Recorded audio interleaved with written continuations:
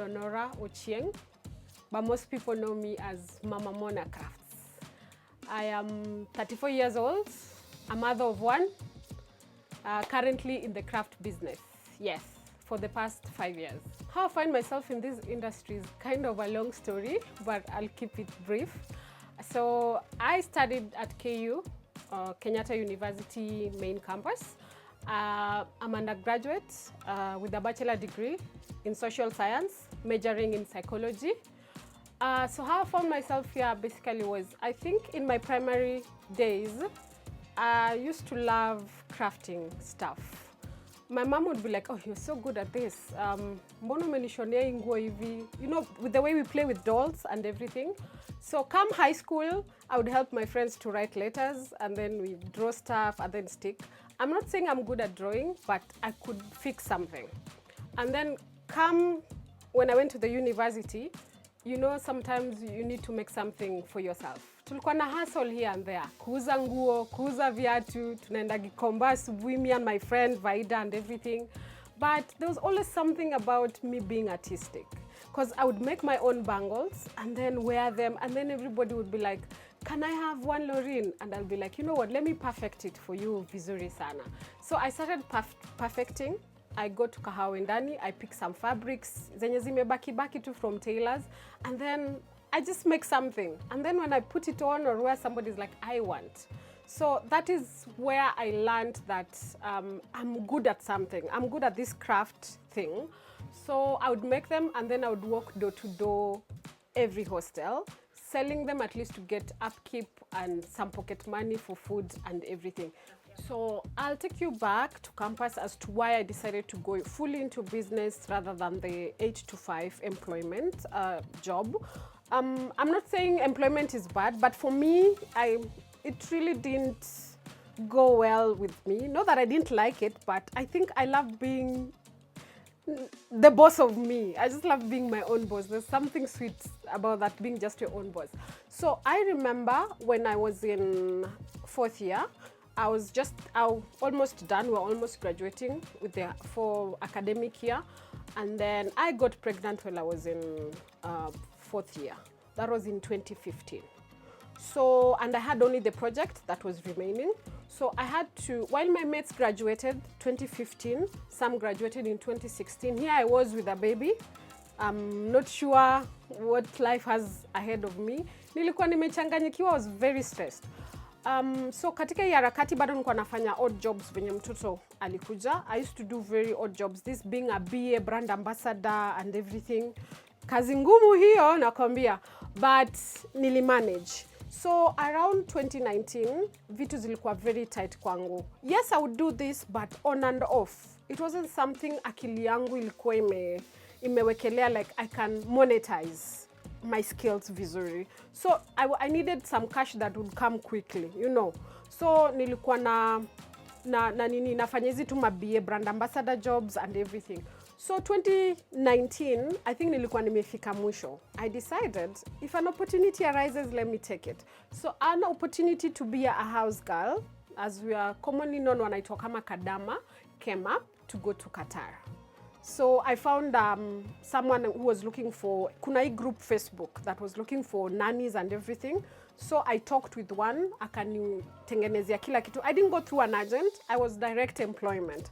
We spoke, and on February 28th, I left Kenya for Qatar. I remember telling my mom, I think kama imebaki siku 2, siku 3, that I'm traveling because nilijua hatakubali. And you know, here I am in Nairobi hustling, na mtoto wangu nimemwacha na mom. And I'm also trying to finish mahali penye nilikuwa nimekwama bado shule. So the guilt, the frustration, the feeling you've disappointed your mom, zote zilikuwa zinakuja. Ni unajua mimi ndio firstborn. So I left for Qatar. Nikafika Qatar, that is now on February 29, that is 2019. Hopefully, if I remember the dates, is 28th, 29th year. So I start working. But the funny thing is, when I go to the airport, my passport was taken and everything. So we go to the house. But nilianza kufanya kazi, but the first month, the first 2 weeks was very okay. But unafanya kazi kama punda, nakwambia uketi chini, ni kuitwa tu Lourine. My God, and you get to miss home. So here I am in a different country. You don't know anyone. You're restricted from getting out of the house. You know, ni hao tu ndio naongelesha. So the second week, everything I adjusted. But the second week, I think things took a turn for my employer. He started sexually harassing me when the wife and the kids wametoka wameenda. It was very frustrating. And you know, because this is someone you're in a different country, na uko naye kwa nyumba na wachwa. Akishapeleka watoto shule na bibi anarudi, starts harassing you. So the first month nilipwa tu vizuri. The second month ikakuwa tunafuatana. But now work ikakuwa mingi and everything. So I decided nikatoroka. Nikaenda embassy. A friend helped me, nikafika embassy. Embassy wakanisaidia, nikapata job mahali, nikafanya for like 2 months. But I was like, you know what? I don't have my papers. I don't think I want to continue this thing. Let me go back home. So yes, we landed back home. I was deported back to Kenya. And when I landed in the Kenyan airspace, nilinua mkono juu. I was very happy. So I think that was like majorly my turning point that made me realize, you know what, you're skilled. Like you have your hands, you're skilled. Why not make something out of it? Badala ya kuenda nchi zingine za nje. Nilirudi nimekonda na kaka sindano yani nakwambia. But I came and I decided, nikapumzika 2 months and then I decided capital yangu yenye nilikuwa nayo kidogo, but nilikuwa hata nishatumia. Unaona? So nikaanza. Kazini yangu akaniambia, what do you want? What do you need? I'm like, I just need capital. How much? I said 10,000. Akanipea. Roho safi, si ya kurudisha. And here we are. Yes, so that was like now in 2019. Yes, and makiusa zile naanza, ndio pia stories za corona zinaingia. But nilikuwa tu nikapasavia. Like many great ideas, Lourine's craft journey began quietly. Just a simple side hustle. But with every piece she created, she discovered something bigger. This wasn't just a hobby. It was a real business and a real opportunity. Me, I just knew I wanted to start. Actually, hata sikuwa, unaona hizo hesabu venye mtu uketi chini anaandika, unafanya hata research, sijui unafanya nitatoa wapi material itakuwa pesa ngapi. Mimi nilina tu blindly because everybody you would ask, nobody would give you all this information. Unaona? Because maybe I understood them because maybe venye alianza nobody guided them or something. So people were like kind of gatekeeping and I understood mimi. So nikaenda tu mimi mwenyewe to the market tao, nikasema acha niangalie nione Masai market, what do they have, where do they source these materials, kidogo nikauza. But of course nilikutana na brokers and of course half of the money ilikula because the prices they were giving me were like almost double, unaona. So I learned my lesson from that. But from easy venye watu usema ati mimi nilianza na vikapu sijui ngapi, hata I started with just like sijui 6 or 7. And hivyo tu ndio venye nikaendelea kuendelea. So materials by that time mostly nilikuwa najua tu ni sisal. But because I also had a thing for taking something na naweka, nilikuwa nachukua 2 beads out of to my own curiosity. Nachukua 2 beads na attach kwa basket nikisema, si nikieka hii hivi itaka smart. So hivyo ndio venye nilikuwa tu na source hivyo. Naenda River Road, naangalia duka za beadwork, na beba beadwork kambili. Some of them even I end up not using. Unajaza tu hapo because umesema I saw it's beautiful. Ukishaika kwa basket moja tu unasema haijanini vizuri or imetoka poa, you stop. Again you go to, unajua artists, sisi kitu tu ina curiosity. There's always just this curiosity to start to do something different. Naweza acha project halfway niingie kwa ingine na hii bado. Hata even here I have some projects zenye ziko tu bado ziko. But sahi I've known so many materials. I outsource from both within and from our sister countries. I outsource from Uganda, outsource from TZ, some even as far as Ghana. Unaona? Yeah, so different. And of course taking what is readily available ndio pia natumia.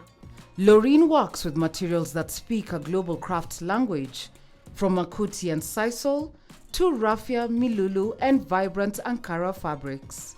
In her hands, these textures come together to create pieces that feel timeless, contemporary, and unmistakably hers. Materials zangu mostly the kind of baskets I sell ni ya makuti, that is palm braids, na sisal.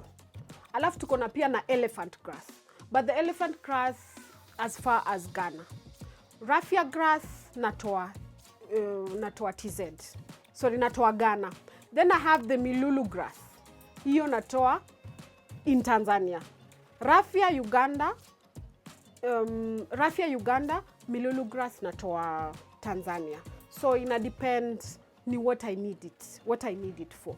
So Milulu grass inapatikana mostly kwa near the shores.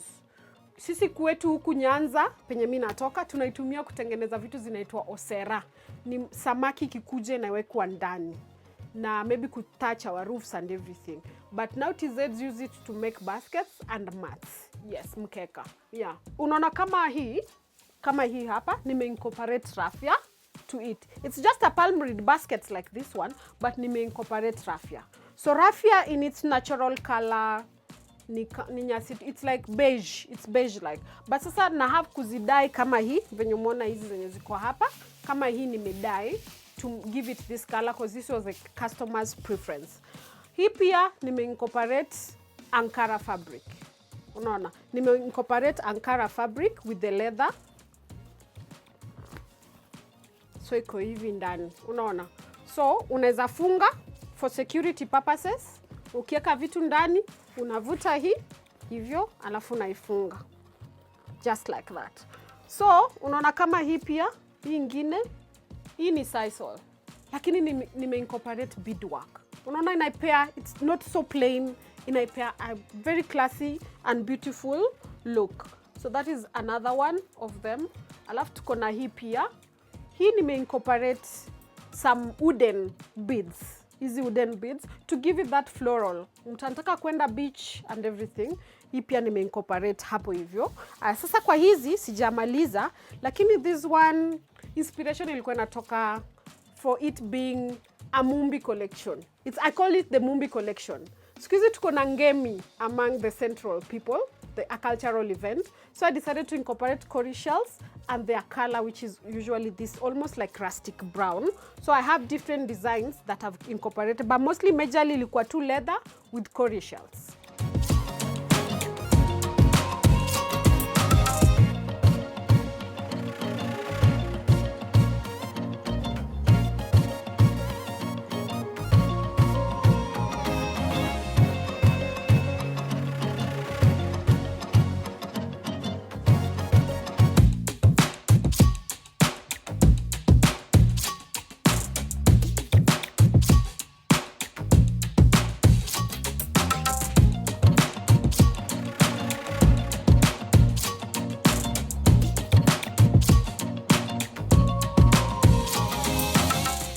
Every piece Lourine made, it taught her something new. And slowly, her talent started taking shape as a real business. She learned by doing, experimenting, and refining her craft. And through this, she grew with each piece she created. I think the turning point, like I said, was when I came back from Qatar to Kenya. You look at it and you're like, I have life. I have a gift. Okay, not so many people realize they have a talent. I was lucky enough to realize this is what I'm good at and monetize it. Nobody has taught me. I've self-taught everything. Even if I do trials and errors, it's just something that I can do. And then during COVID, we had lockdowns. But I still found a way. What made me realize also that I'm good at it is because my friends came through. Someone would be like, let me organize for you. What do you need? It comes from Nairobi. I get the materials to Kisumu because I traveled to Kisumu. And lockdown got me in Kisumu. But I think I decided to just go back and stay in Kisumu. From Nairobi, relocate back to Kisumu. Because also to be near my daughter, you see. But then Kisumu doesn't have materials. The client base is not that friendly. Like, they don't appreciate this type of art. And then I decided to come back now to Nairobi. So you see, during lockdown, I was even able to still sell. And I sold so many pieces on lockdown, because people were just waiting for a break they were just waiting for the lockdown to be lifted so that they are able to carry their staff, go on vacations and everything. So someone didn't have to spend so much of their money on traveling, I don't know on what. Kids were not going to school. So they were really purchasing that time. So I was able to survive all through that period with just these baskets. I remember there was a time I was shipping to a client in Canada. So what happened is the client paid me for the goods, full amount. But now when it came to the shipping fee, I'm supposed to tell a client how much the shipping fee is so that they let me know if they're comfortable with it.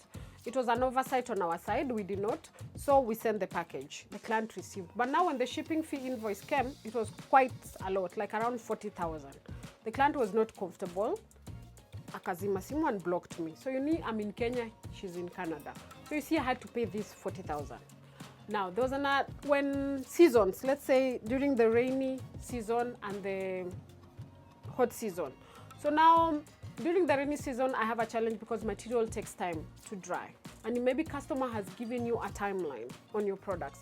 For example, the kiondos with the sisal, you have to dye the material, then put it somewhere to dry. So that means it will take longer. It will take longer. Same with the raffia. And then also during that period, weavers are on their farms. They're tending to their farms. So will you tell them to stop tending to their farms in order to do your baskets? And also them, that is food for them. So you'll have to tell a client it will take long. And some clients are not as patient as that, but impatient clients, I encounter them once in a while.